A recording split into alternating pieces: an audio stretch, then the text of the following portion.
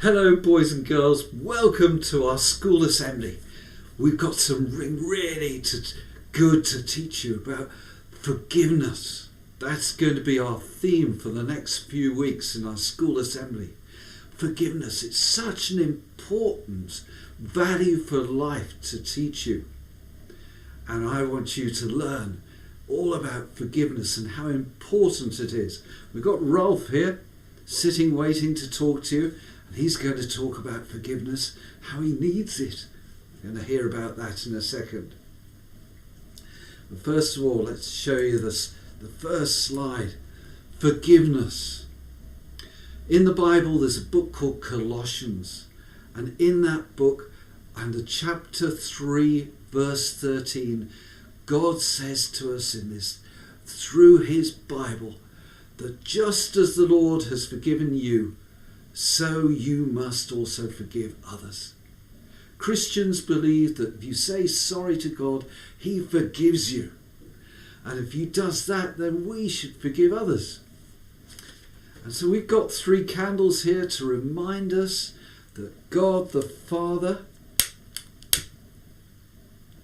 is all-powerful. He's a God of justice. When we do things wrong, he will find justice. If it needs punishing, it will be punished. Thank goodness he sent Jesus, God the Son, to bring forgiveness, because we need forgiveness. And then Jesus sent God the Holy Spirit to help us say sorry and to forgive others. Such an important truth to teach you. Now, I want you to pause at this stage, and I want you just very briefly to talk with your friends about what happens to your friendships when you do not forgive. If one of your friends does something wrong, what happens if you don't forgive? And then also share what does happen if you do forgive a friend who's done something wrong. So share that for a second or two. Okay, so we have this slide here. We have a picture of a boy and a girl who've forgiven. When we do make mistakes, when we do things that are wrong, it brings a separation between us. It spoils relationships. But when we forgive, it brings us together again. To forgive starts things afresh, new and clean.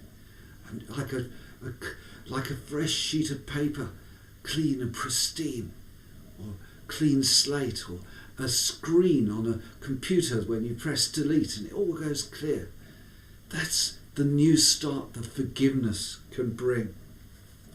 Now we've got here Rolf, and he's not looking very happy, are you, Rolf? No, I'm not, he goes. I'm not. I feel awfully sorry, and I've got all these things tied to me, and it's horrible. And here's Sally. Sally's been missing, Rob. Yes. What's wrong, Sally? Well, I like Rolf, and he's been staying out of my way, and I feel I miss him. He won't talk to me. Look, there he is. Rolf, what's wrong? Oh, sorry, I've got these things tied to me. What are they, Rolf? Well, look at the end of those strings. They're big, heavy lumps. What that's all about? Well, I didn't want you to see you, Sally. What's this one? It says guilt. What's all that about, Rolf? Oh, Sally, you know you told me not to kick the football in your garden. Well, I kicked it, and I am sorry. I broke your plant pot. I'm awfully sorry. Oh, Rolf, I knew you did that. I forgive you. Oh, do you? Look, come on. Let me untie that guilt from you and take it away. Does that feel better? Come on. the wrong one I've untied. There we go. That's much better. This one isn't untied yet, boys and girls. Got to wait for that one. Oh, Rolf, that's much better. Are we friends again? Yes, we are. But what's that other little one over there? What's that one say? That one's fear. I was afraid. I was afraid that you would be angry and you wouldn't be my friend if I told you. But Rolf, I knew all along that you had broken that pant pot. I was just waiting for you to say sorry. You needn't have been frightened of me. We're friends, aren't we? Yes, they're friends, boys and girls. And if we take that one off, he's free of that weight as well. Isn't that better, Rolf? Yes. Now what's this last one tied to? It says anger. Oh, Rolf, why are you angry? Well, it's all because of Sam, the penguin. He ruined my picture, and I'm very angry with him. Oh, Rolf, if I forgive you, take away those weights, wouldn't it be nice to forgive Sam and get rid of your anger? Would that be good? I suppose so. Are you sorry, Sam? Yes, I'm sorry. Okay, well, I forgive you, Sammy. I'll get rid of that anger as well. Oh, boys and girls, that's much better. Oh, thank you. Thank you. Thank you, Sally. Can we have a hug? Oh, it's nice to be friends again. Thank you. Oh, that's such a good thing to learn, boys and girls, that to say sorry is a good thing. And it takes away guilt and anger and fear. If only we would own up and say sorry and forgive others. Now, where's my pause sheet? Here it is. Let's pause again. And this time, if I can find my clicker, here we go. I want you to get a piece of paper and a pencil, and I want to put a clean piece of paper. I want you to put it on the table, and I want you, in the count of 10, to draw a steady line everywhere without it stopping. Don't pick the pencil off the paper at any time for a count of 10 seconds. On your marks, get set, go. 1,000, 2,000, 3,000, 4,000, 5,000, 6,000, 7,000, 8,000, 9,000, 10,000. Stop! Right. Now, I want you to do something else for 10 seconds. I want you to get an eraser and I want you to rub it out for a count of 10. 1,000, 2,000. On your marks, get set, go! 1,000, 2,000, 3,000, 4,000, 5,000, 6,000, 7,000, 8,000, 9,000, 10. Stop! Okay, stop. Put it all down.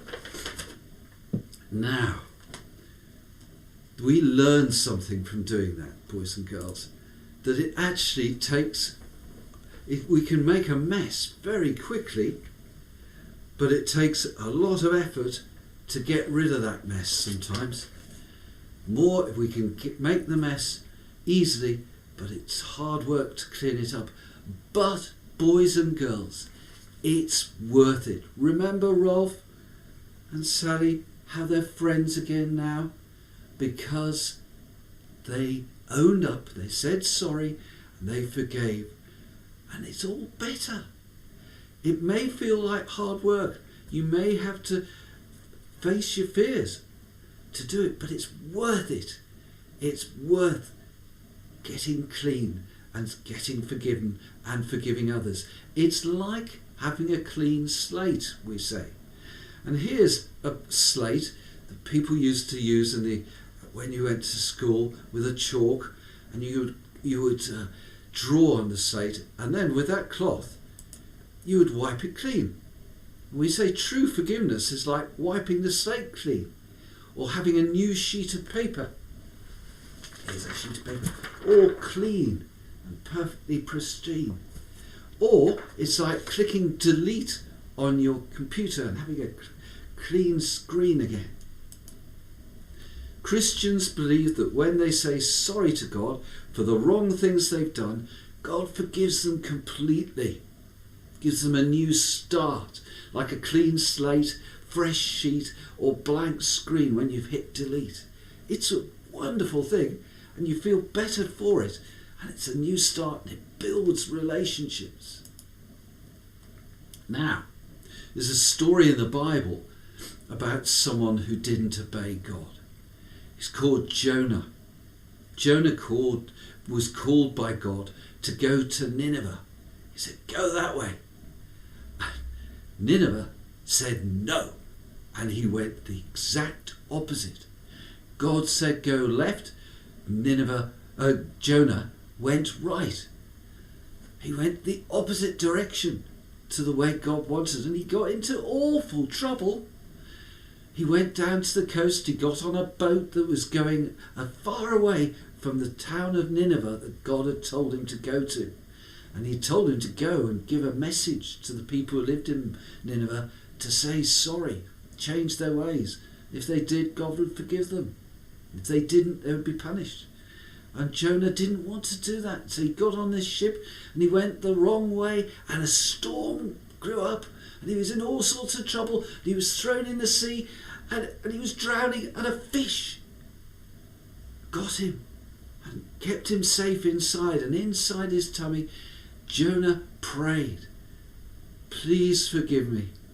I'll do what you want me to do. And do you know which way the fish took him? It took him to the coast of the town where Nineveh was. And he sicked him out. And if someone comes from a fish into your town and says, God's going to punish you if you don't say sorry, you say sorry. So Jonah learned his lesson. He learned to say sorry, and he went and told other people to say sorry, and they learned to say sorry as well. It's such an important thing that I want you to learn through the Bible, and this value for life of forgiveness, how important it is. Here's an acrostic of the word forgiveness. Each letter has a phrase with it.